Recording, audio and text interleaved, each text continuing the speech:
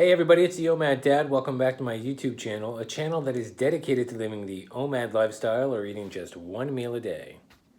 Well, today we're back for another edition of Viewer Questions. This is Viewer Questions Volume 5. Today's question is a great one for beginners. Someone wrote me, "Dear OMAD Dad, I want to start OMAD. How should I break myself in?" Well, that's a really good question. And I'm going to break that down into 5 main points. I think step number 1, you need to do your research. Coming on here to YouTube, for example, is a really great place to start. My channel alone has quite a few videos about the nuances of OMAD, how it works, what to eat, what to drink, the concepts of it, and other related topics. And there are many, many great channels on YouTube that explain OMAD. Everybody may do their OMAD a little bit differently, but there is somewhat of a consensus on what it is and how to practice it. And there's a lot of great advice on how to get yourself started or how to really just kind of get the hang of it so that you can get yourself started. Generally, what I would recommend is staying away from the people who use OMAD on their channel as a means of clickbait, or people who are just looking to have some fancy Instagram photos. You want to make sure that people can provide real, tangible results, people who've been practicing it for a while, and people who aren't just worried about how they look on the outside and their appearance, but also longevity and health. So do your research, go onto some YouTube channels, a great place to start. There are some books that I would recommend that you get and read. A lot of them, there's not that many OMAD specific books out there, but there are books on intermittent fasting, time restricted eating, and I think some of the best ones are written by Dr. Jason Fung. I know some people don't really care for him in the OMAD community. I do. I think he's a great author. He's a doctor who has helped many people in his practice by getting them to incorporate some form of fasting into their life. And so his book, The Obesity Code, he has another one called The Diabetes Code, and another book, The Complete Book of Fasting, that he co-wrote with Jimmy Moore. That's a really great place to start. Also, Kayla Cox, who has a channel that's OMAD specific, also has a book about her OMAD journey, and it's really great. I recommend you read it.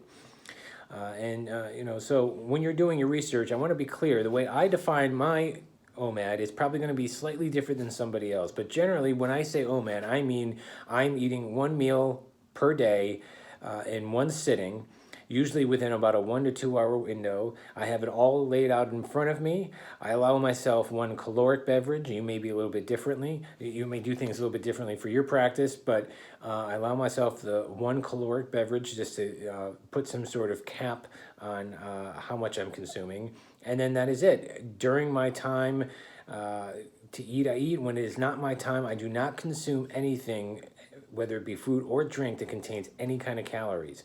I really just drink water. You could have black tea, black coffee. The diet soda thing, now that's a little bit of a controversial issue, and I would advise you to do your own research on that and come up with a plan and a decision that best suits your lifestyle if you so choose to incorporate diet soda in your fasting period.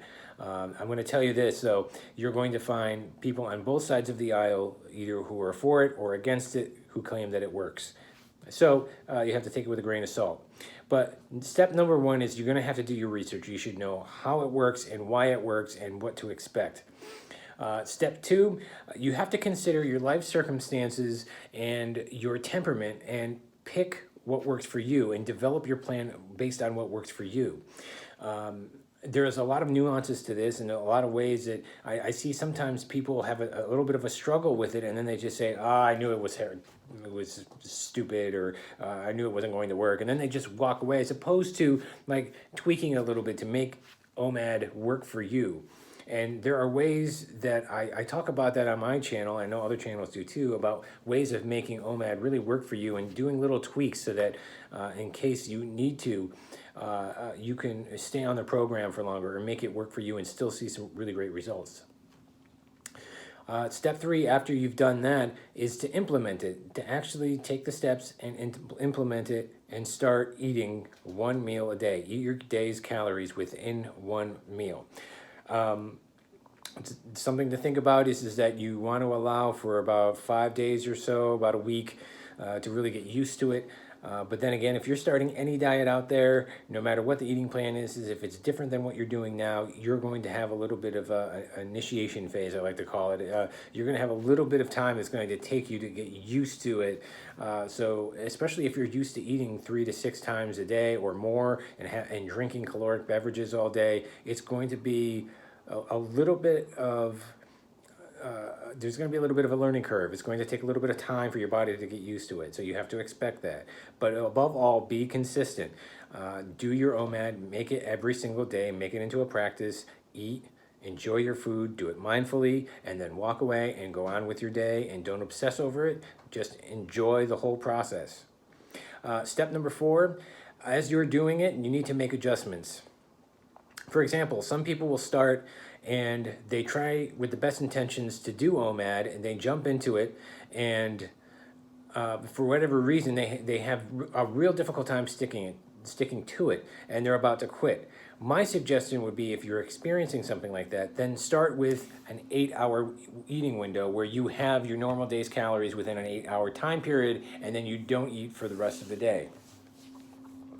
Then once you get used to doing it this way, every week trim off about a half an hour to an hour, whatever you can stand from that time, so that eventually you get yourself worked down to within about a 1 to 2 hour eating window. Again, the emphasis is not to inhale your food, but to enjoy it mindfully. But you don't want to take all day to eat it either, because what's going to happen is you'll lose track of your calories and you'll just be, you won't even be doing time restricted eating at that point. And then what you also want to do is you may have to experiment with some of the times that you pick. For example, you might decide that, lunch period is going to be when you have your OMAD, but once you get into actual practice of it, it turns out to be impractical or not realistic. So in that case, instead of scrapping the whole program, just pick a different time to eat. And it's okay to experiment. Don't be afraid. Again, this is going to be your one meal. You have to make it work for you. So instead of scrapping the whole program, tweak it a little bit and make it work for you. And then finally, find yourself a really good support network. Go on to social media. I'm on Facebook. I don't have the OMAD Dad group page anymore, but I'm a member of many different OMAD and time-restricted eating groups on Facebook, and it's great. I connect with literally thousands of people from all over the planet who are doing this, who are doing OMAD, who are doing intermittent fasting, time-restricted eating. They're sharing their stories, they're sharing their results, their successes, their failures. Sometimes it's a good support network if somebody feels like they're going to splurge today when they know they shouldn't. They'll go and they'll post a comment, and people will give them literally dozens, if not hundreds, of tips or words of encouragement to say, no, keep doing this. You've got this. Find a support network that will support you, instead of just being around negative Nellies that are going to tell you, based on non-fact, that fasting is not good for you, or, oh, you're going to screw your body up. You need to be around people who have done it, who are doing it, and can help you along the way. So social media is a great place to go. Check out YouTube channels, post comments and questions, and read the comments and questions. Sometimes if you're having an issue with your plan, it's covered in one of these, and you may not know about it. Also, find a fasting buddy. Maybe somebody in your circle of friends or your circle of family is looking to lose weight, and they've had some struggles in the past, just as you have, and you would like to come up together. Maybe you could work together on this and say, hey, why don't we try this out together, and we could help each other out and encourage each other, and then we can check within each other regularly over the phone or in person and see what's going on, share an OMAD together, whatever it may be. But I find that there is strength in numbers, and that finding a fasting buddy really does make this easier, and it makes it a lot better. And it's great if you're a member of one of these groups like I am on Facebook, where you have literally hundreds, if not thousands, of potential fasting buddies from all over the world with all levels of experience that can help you out. So in a nutshell, I'm glad this is how it works, and I'm glad that you've decided to try OMAD, whoever you are out there that sent me this wonderful message. I thank you. So if you want to get in, the big picture basically is do your research, consider your circumstances and your temperament, implement whatever plan you decide to pick. Make adjustments on the fly as you need to see what works best for you. And if you can, find a support network, a social group, or a buddy to help you and encourage you along the way. Who is someone who is going to be supportive and tell you that you can do this, and this is how, and this is something that you can accomplish for your life. And I'm telling you that is probably the best way to jump into OMAD. That's one of the best things about it is that it's not one of these long, complicated diets where you buy the book that's based on the diet and you have to read 600-700 pages and you have to take a book with you every time you go out to eat or you're in a social situation. We don't. It doesn't have any of that. There's some simple rules, and because of that, there's the potential for people to overcomplicate things when it doesn't need to be.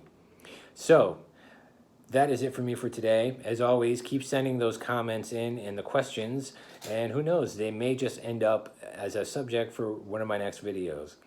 So that's it for me for today. I hope you enjoyed it the day. I hope you have a really nice week. I hope you're having a great OMAD, and be well.